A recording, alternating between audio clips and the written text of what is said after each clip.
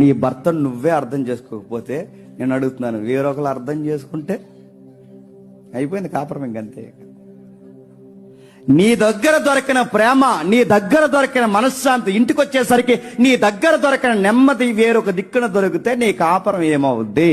మంట కలిసిపోద్ది. నువ్వే పాడు చేసుకుంటున్నావు.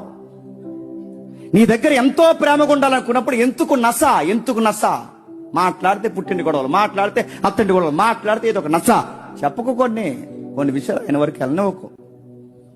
ఇంటికి వచ్చిన వెంటనే పలకరించడమో, ఇంటికి వచ్చిన వెంటనే మాట్లాడడమో, ఇంటికి వచ్చిన వెంటనే చక్కగా ఆప్యాయంగా పలకరించడమో, మీకోసం ఈరోజు ప్రత్యేకంగా ఒక ప్రత్యేకమైన ఐటెం తయారీ, ఏదో ఒక మంచి బ్యూటిఫుల్ గా మాట్లాడే ఏదో ఒక స్టోరీ రెడీగా ఒకటి పెట్టుకో, తయారు చేసుకుని.